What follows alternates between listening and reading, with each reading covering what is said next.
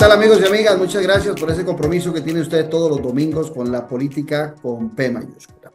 El día de hoy hemos invitado a la diputada Gloria Navas Montero, con quien queremos tener una conversación a fondo de diferentes temas políticos y también temas de fondo de la Asamblea Legislativa. Doña Gloria, muchas gracias por atender como siempre nuestra invitación aquí a Noche Sin Tregua. Gracias a usted, don Claudio. Es un gusto compartir con usted siempre con mucha emoción para comunicarnos con la población e informar sobre temas esenciales a la ciudadanía. Muchas gracias. Vamos a ir a un corte comercial para no tener que cortar la conversación con doña Gloria y ya regresamos.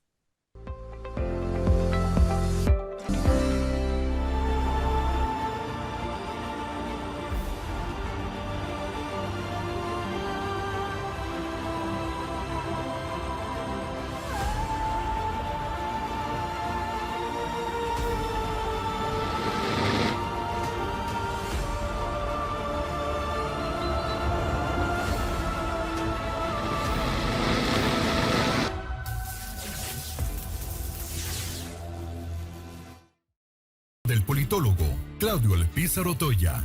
Gobernabilidad y gobernanza, fuentes del desarrollo democrático de la nación.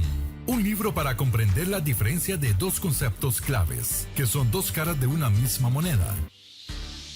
Gobernabilidad y gobernanza, fuentes del desarrollo democrático de la nación. A la venta en las librerías de la Universidad de Costa Rica y en librerías internacional. También lo puede buscar y adquirir en Amazon. Café y palabras, porque la política sí importa. Con el politólogo Claudio Alpizar Otoya. Sintonícenos en nuestro canal de YouTube, al que puede suscribirse gratuitamente. Un buen ciudadano siempre está informado porque comprende que la política sí importa. Café y palabras.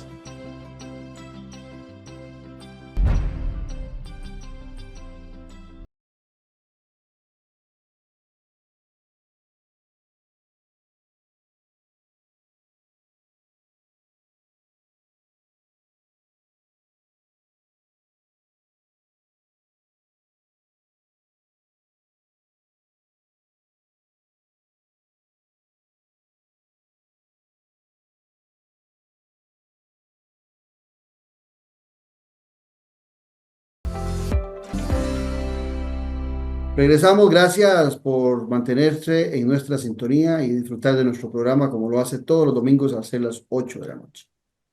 Doña Gloria, entremos a temas de política, de manejo de la Asamblea Legislativa antes de ir a temas de fondo, porque en los últimos días ha llamado mucho la atención un bloque que se ha conformado de diputadas independientes. Recordamos que algunas se alejaron de sus partidos políticos por diferencia con la dirección o con los líderes de esos partidos políticos. Llama mucho la atención que en el caso de Nueva República, que es el caso suyo, y en el caso de el Partido Liberal Progresista, son partidos que tenían al líder, al que fue candidato a la presidencia de la República, en el caso suyo Fabricio Alvarado, y en el caso del Liberal Progresista, el señor Eli Fensay. Pero nos da la impresión, a los que estamos afuera, de que no supieron manejar ese liderazgo para mantener monolíticamente, a pesar de las diferencias, porque siempre hay diferencias entre los seres humanos, aunque practiquen una misma ideología.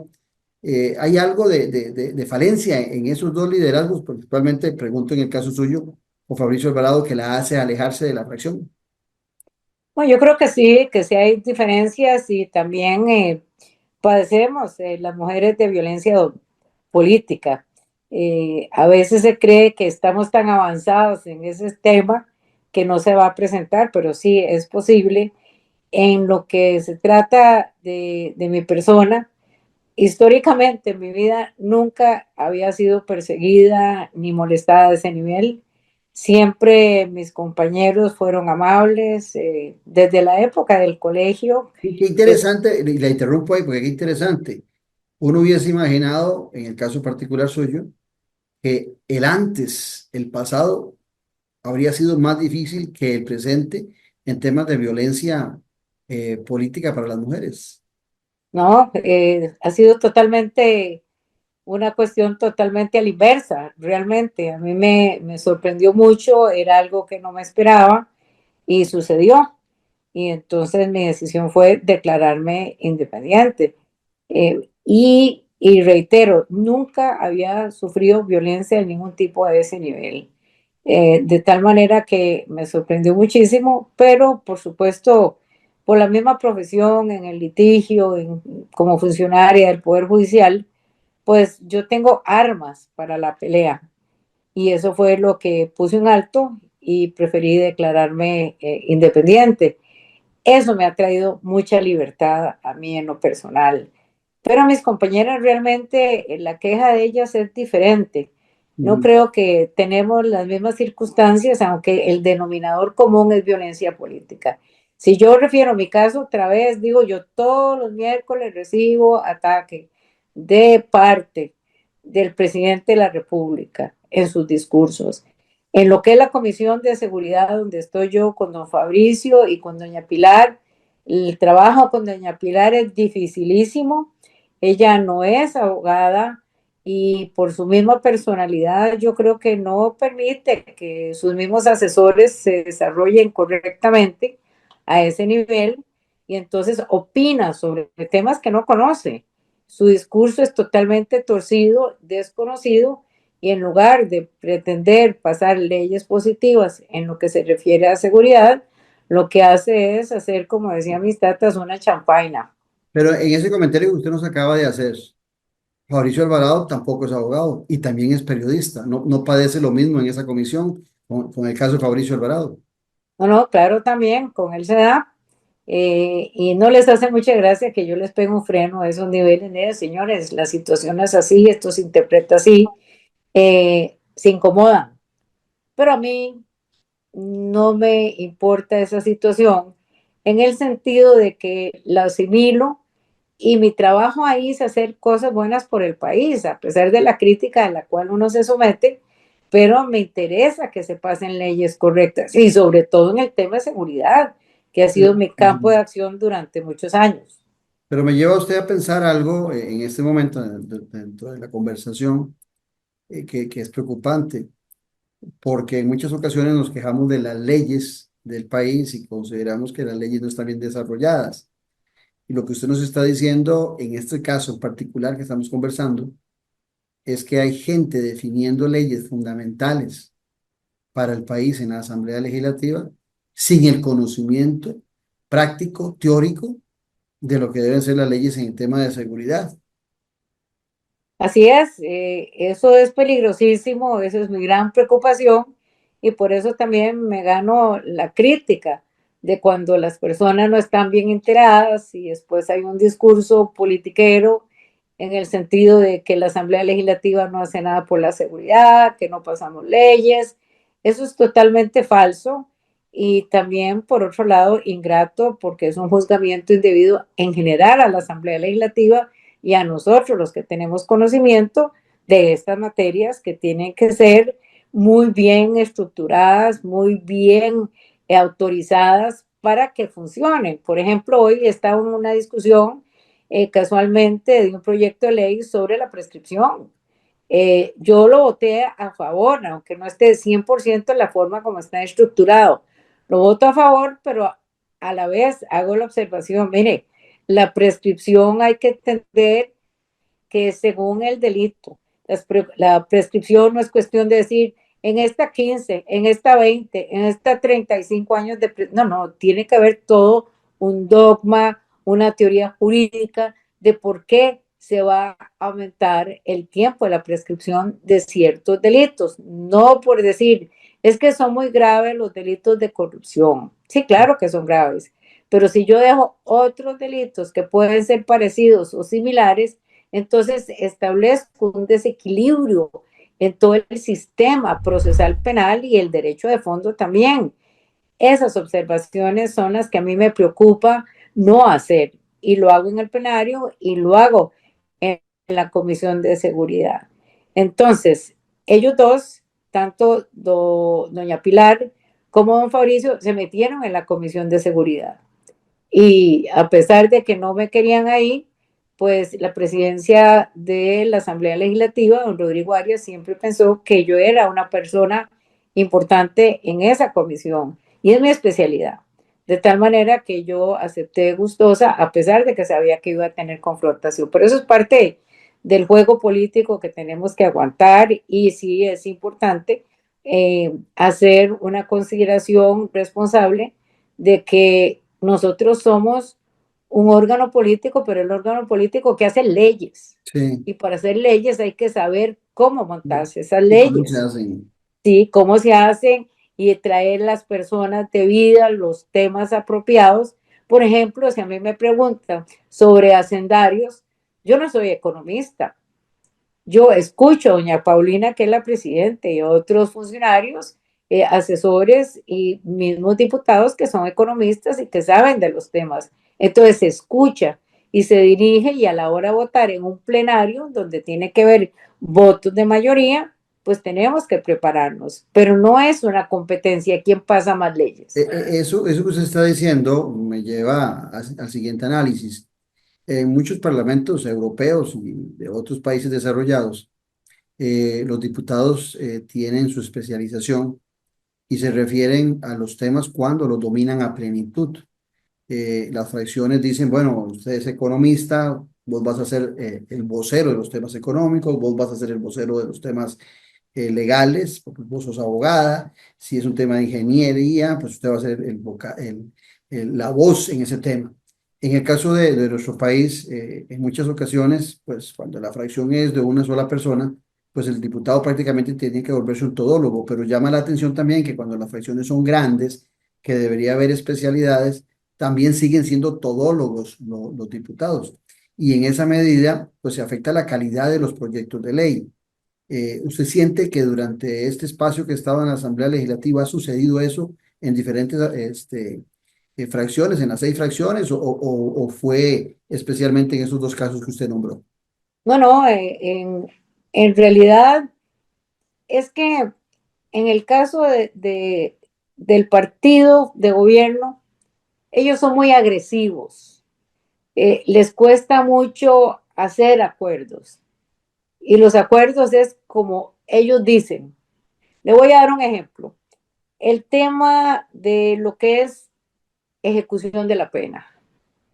En la comisión del delito y en materia criminal hay 3 etapas que son fundamentales. La etapa de prevención, que es nula, porque le corresponde al Poder Ejecutivo, y lo que se hace es criticar, acusar a la Corte o acusar y difamar a la Asamblea Legislativa. Pero en cuanto a trabajo eficaz de prevención, no la hay. Entonces estamos en la etapa de sanción, que es cuando ya se comete el hecho, y la última etapa es la ejecución de la pena cuando hay una persona sentenciada y que tiene que ir a la cárcel. Entonces, el tema carcelario está dentro del ámbito de lo que se llama la ejecución de la pena. Y en la ejecución de la pena hay que conocer el tema de la teoría del tratamiento del delincuente. Y el delincuente también tiene derecho, y en esto no hay ninguna restricción de mi parte de que me digan usted es una alcahueta, no, estoy hablando de temas técnicos estudiados desde hace más de 50 años y anunciados. Latinoamérica es una zona sumamente desigual, entonces aumenta la delincuencia, pero si no se ataca la prevención, pues vienen más delitos, pero después en la etapa de ejecución de la pena, usted tiene que tener técnicos en psicología, en trabajo social, y el manejo de las cárceles es una complicación, ¿verdad? Entonces, el asunto aquí es que nosotros recibimos un proyecto del Poder Judicial, lo hemos trabajado gente de la misma Dirección de Adaptación Social del Ministerio de Justicia, pero aquí viene Bukele, lo llevan a la reforma, se va el presidente con su grupo, con el ministro ahora de Seguridad, y resulta que sale diciendo que la ejecución de la pena después de casi 2 años de trabajo con ese proyecto de ley, que es un mamotreto, y la misma doña Pilar Cinero lo votó a favor. Entonces, ¿cómo entendemos ese razonamiento? Entonces, por eso es que estos temas son temas técnicos. Sí, pero vamos a ver, no nos llamemos a engaño, doña Gloria. Hay comisiones que son, por el tema, más atractivos para los medios de comunicación y le permiten a los diputados en ciertas ocasiones estar más en la prensa, en todos los niveles de la prensa. Y por eso, a veces, ignorando sobre los temas, algunos escogen, por ejemplo, la Comisión de Hacendarios, aunque no conozcan del tema, quieren estar ahí porque saben que ahí se define el presupuesto y va a haber mucha atención de los medios de comunicación. Y con lo que estamos viviendo hoy en día, con el tema de seguridad, pasa algo similar. Es posible que la exposición mediática que pueda tener un diputado, en este caso Fabricio Alvarado, en este caso doña Pilar Cisneros, sea más atractiva esa comisión, aunque desconozcan a profundidad los temas. Sí, claro, por ejemplo, ahí está planteando don Florencio una ley de sicariato. Y están haciendo una gran propaganda que la ley de sicariato, el sicariato ya existe. En estos días, con solo ver la violencia que se habla de sicarios, Ujú. porque el sicariato ya existe, detienen a los sicarios. Todo eso ya ocurre.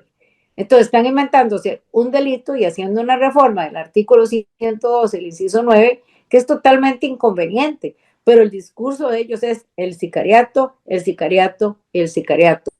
Y ya está. ¿Cuál es el sicariato? ¿Qué es el homicidio?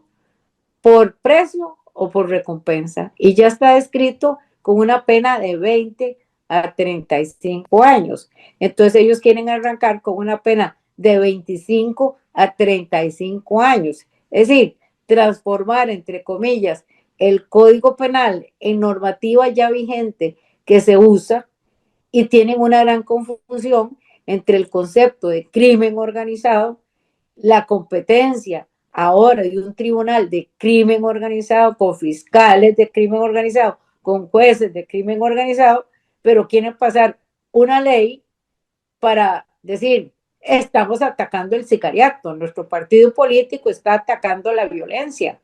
Eso es un engaño. Sí, Eso es un engaño porque no mejora la situación. Y si no tenemos prevención y si no tenemos una buena ejecución de la pena, seguimos con esta situación de violencia que no podemos pararla. hace un ratito, y no lo puedo dejar pasar, usted decía que la fracción oficialista es muy agresiva.